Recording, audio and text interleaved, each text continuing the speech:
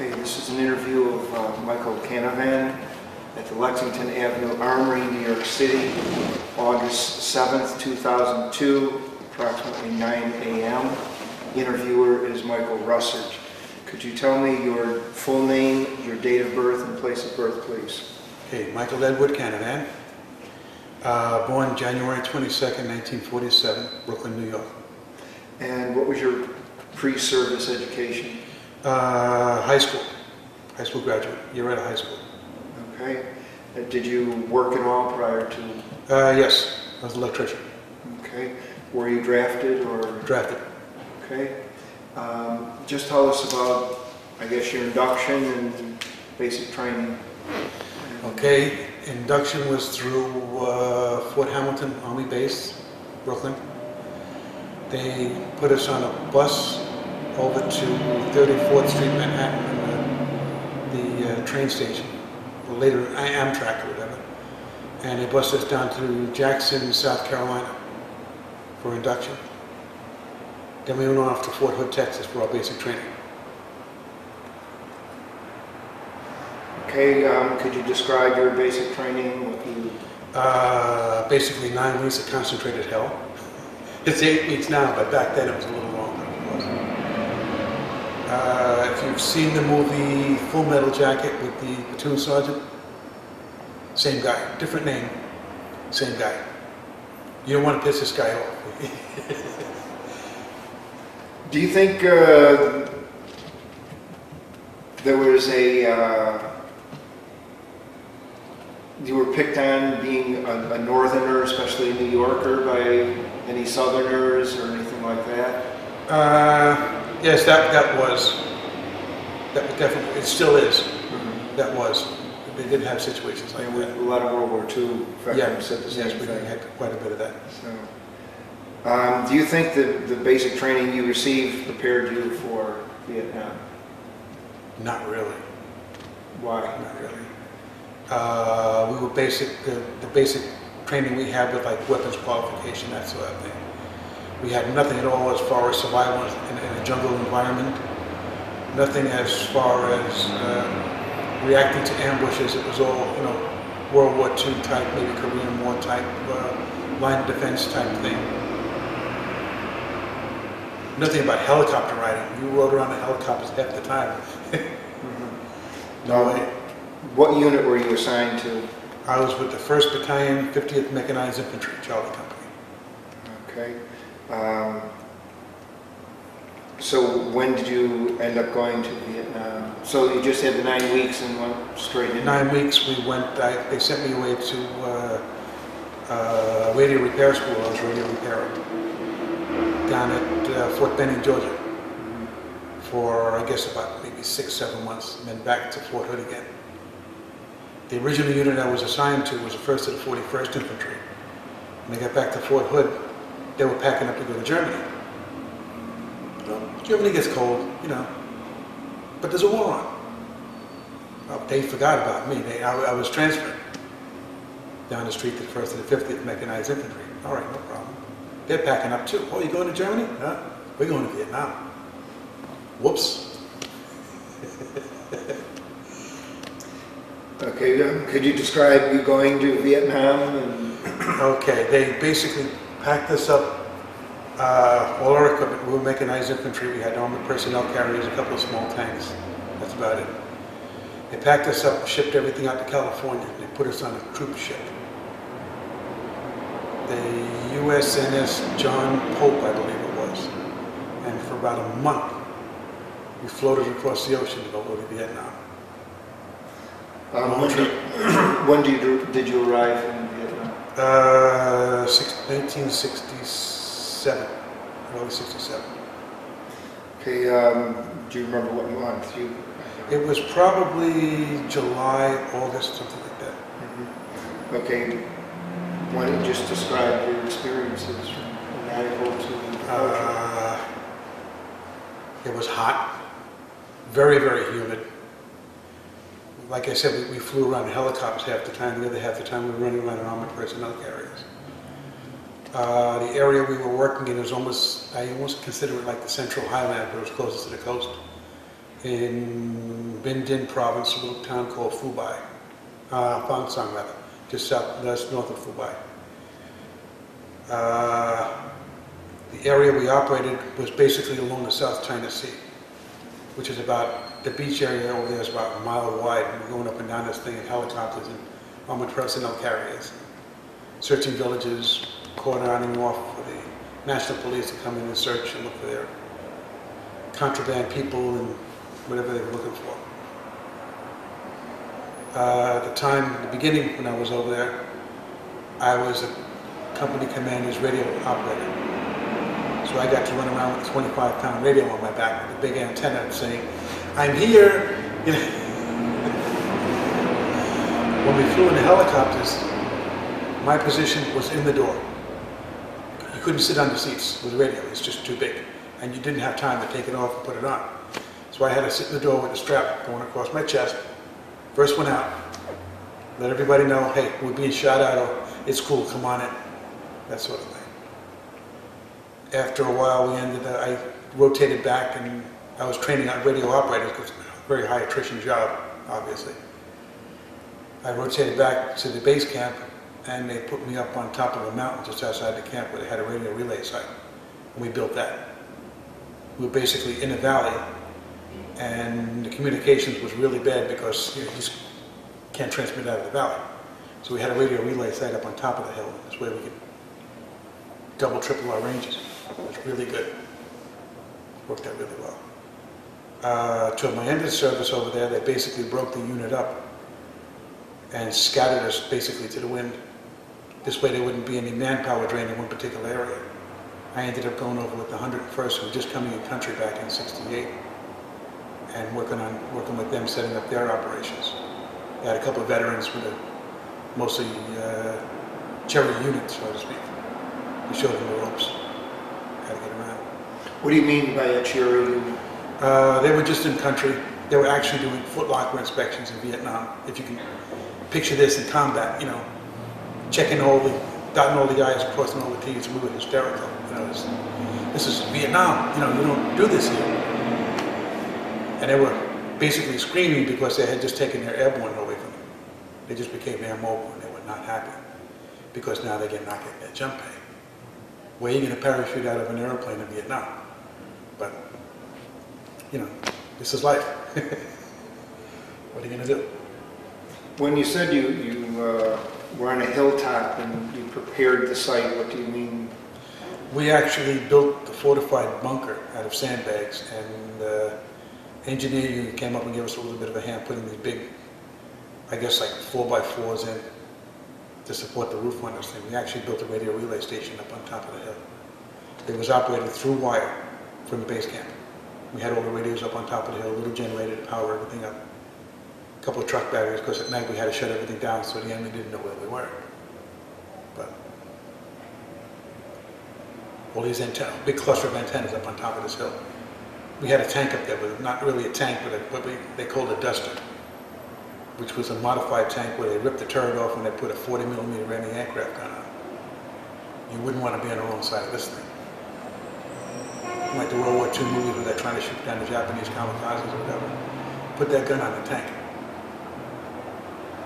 Cool. Do you want to describe some of your experiences there? I know you were talking earlier to Wayne, in more detail.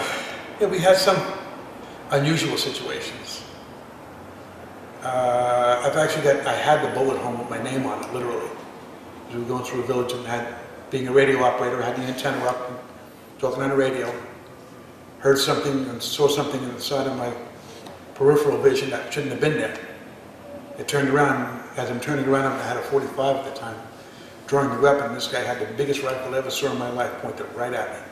It looked like a cannon. He pulled the trigger and it went click. Found out later he wasn't doing maintenance on his weapon, he had a defective firing pin. But I got the bullet. Everybody else jumped on this guy. He had about 15 bullets in him before he hit the ground. But I got the bullet. They can do whatever they want with the weapon. That bullet had my name on it. But somewhere along the line, it got lost in the history. You know, it just disappeared. It's a shame. Trying to think back, there's a whole bunch of things I was thinking about, but it's one of these, you know. We had our good times, we had our bad times. We lost a lot of good friends.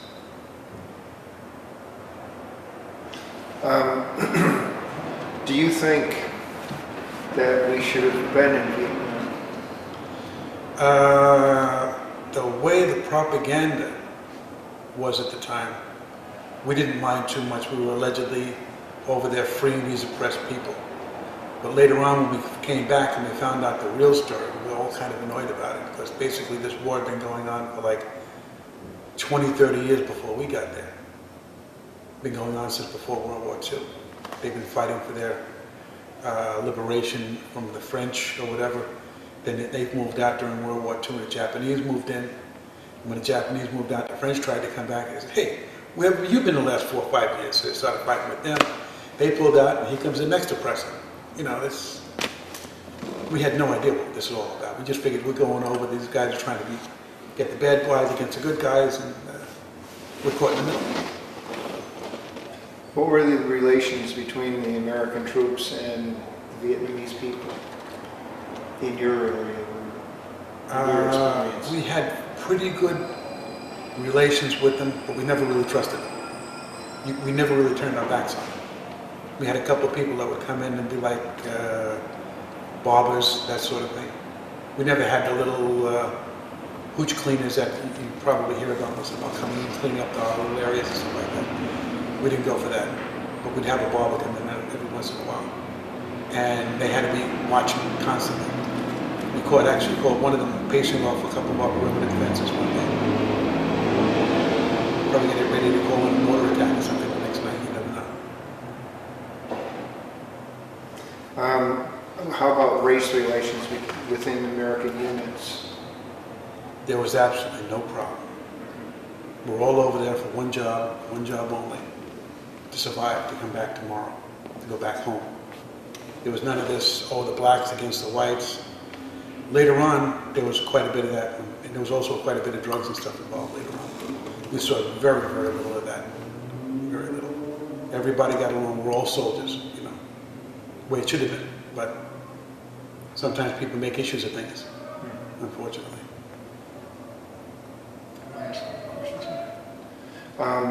What about, I noticed you said you had no illnesses or injuries. You didn't, did you ever get trench foot, or did you ever get Well, I did end up having some dental surgery done over there. My teeth were pretty bad. They told me they could save maybe about 3 or 4 teeth. I said, why bother? You know, they sent me down to Da Nang, spent time out of the field, which was cool. Had all the teeth taken out. Of course, I had this thing. If you've talked to Vietnam veterans before, you've heard about something called a betel nut smile. They had a highly citrus fruit they used over there. Little, I guess maybe the size of a plum, that the farmers used to pick off the trees and eat. They're very high in acidic value. And this thing would rot the teeth right out of their heads. And every once in a while, you come across one of these people and they give you one of these, you know, the black gum type of thing. So I get quite a lot of ribbon about that. Then they get the dentures, and the only other problem I had was something that doctors actually called rice paddy wrist rot. I used to wear a watch on my right hand, my left hand, like most people do that are right-handed. I ended up getting a fungus all around the wrist. Apparently the moisture or something under the watch band or whatever. So until that cleared up, I switched it over to the right hand, and I still wear it on the right hand. You know, what else are you going to call it? I do get a little flashback once in a while. I guess they used to call it post-traumatic stress disorder or whatever. They probably have a different name for it now. I've talked to a couple of people, because I'm still involved with the National Guard. I've talked to a couple of doctors and technicians and stuff. And they strangely attributed it to the fact that you're basically over there fighting for your life for breakfast and sitting at home for dinner. You have that instant, I'm here, now I'm here sort of thing. Whereas the other wars, World War II, Korea, they came home on troop ships. They had a time to detoxify their system from all this violence that they've been through for whatever period they were over there. We didn't have that. We didn't come back to any counselors. You came back, put your uniform on, you went home. See you. Nice to know you. But they attributed quite a bit of that to that instant, instant society type thing. What happened when you went home? What was the reaction? Well, obviously they knew I was coming home, the parents and stuff. Mm-hmm. We ran into a couple of peaceniks, sort of hippies, draft dodger types out of California, as we came back in through Fort Ord, California, at the airport, but that was about it. I do have a humorous story on the other side of that. Obviously, none of my clothes fit anymore, because I've been away for like 2 years now. Everything's out of style, the colors, you just weren't worn anymore. The pants didn't fit, the shirts didn't fit. So I ended up going down my local avenue, which is like 5th Avenue in Brooklyn, to buy clothes. I came home on a Sunday. I went down to buy the clothes on Monday. The base camp where we were before I left with the 101st, they had an almost considered like an air raid siren. When the enemy started firing mortars or whatever onto the base when they were being attacked, they'd let this off, the siren go off, and everybody would run for the bunkers. Or you'd lay flat wherever you were. Obviously, you're less of a target laying flat than when you're standing up. Shrapnel won't do as much damage. Not paying attention to the time, it's 12 o'clock, there's a fire station right across the street. 12 o'clock, back in the 60s, they'd let off the air raid siren to let everybody know it's time for lunch. I hit the ground, try to roll down into this guy's car in the middle of the street. Everybody was looking at me like, the hell is wrong with you? And I get up, dust myself off. Felt about this big, But, that's the same thing again. 1 minute you're fighting for your life for breakfast, and you're home with the family having dinner. There's no chance for your body to get rid of this, to familiarize yourself with the real world. How do you think your military service affected or changed your life? Did it at all in any way? A little bit.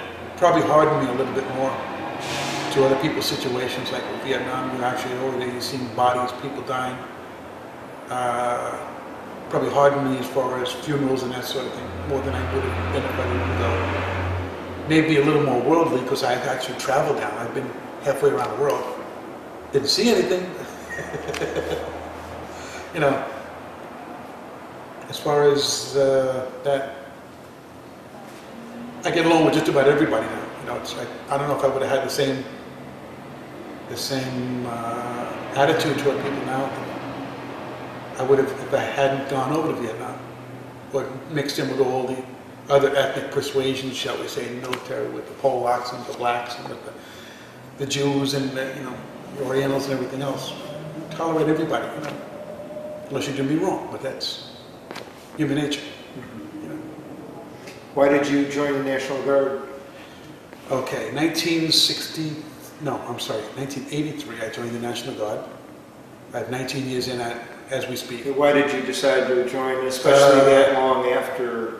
Well, that long after, I was figuring they had a lot of doctors and lawyers' sons and judges' sons and stuff like this in the Guard back then to avoid going over to Vietnam. They were getting out. And it was a time when I felt that, hey, we saw a lot of people going in the service that really didn't know what combat really was. 15 years is a big time frame. So I went in to try and bring these people up to speed and teach them and show them this is what you have to do to survive. Forget what they tell you in school. This is what really works. And it's still working today. I'm still teaching people today. And I love it. Okay. Do you belong to any veterans organizations? Just the one right now, the first to the 50th Association. They're stationed out of, where are they now? I think they're down in Pennsylvania. We have our little reunions like every year, and they have 2 years or whatever. That was going to be next. Do you attend any reunions? I've been to one in Washington about 2 years ago. I didn't make the one, I had a little mini reunion this year out in Ohio, I couldn't make it. But I will make the next one down at Fort Benning. We're going down to Fort Benning, Georgia next year. I believe it's April. Have you stayed in contact with anyone that you were? Maybe 2 or 3 of the people, maybe. Usually, but it's difficult because they only started the association like 2 or 3 years ago, and you forget names and faces and stuff like this. And some of them have come to natural causes and stuff like this since then, because I was a young kid, but not everybody was younger than I was in there. You had some older people, and probably less healthy than me, have farm accidents and car accidents and stuff like this. They take their tolls, A couple of people I remember though, we stayed in contact with. But we're scattered to the wind. We came from all over the United States, just like any other, World War II, Korea, the same thing. Just mixed everybody together. Do you think there's not that closeness because of everyone just rotating in and out constantly? Or? Most probably. Also, the fact that like 3 months before we came back, they basically broke the unit up. That some of them stayed there, and some went over with me, some went further south. And, they just dissipated us. But at 3 months, we were just fighting for survival for the last 3 months, and then see you. That sort of thing.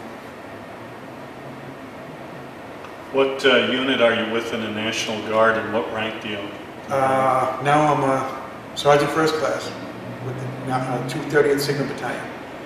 Our headquarters is in Tennessee right now, but the signal flag is coming back to New York next year. We can't wait. Right now the signal flag is down, there is no signal in New York, just the 2 line companies. And we're really chomping at the bit. We just can't wait for the flag to come back again. Guys are waiting 7 years for this. That's why I just re-enlisted. For another 3. Okay, well, thank you very much. Okay. I do have a couple of pictures. Oh, did you have something to show us?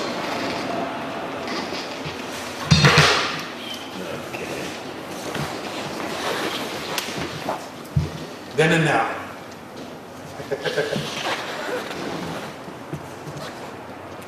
Oh, that's a nice shot.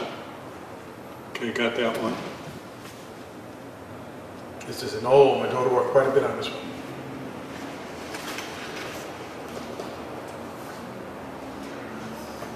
Okay. Lowly E4 back then.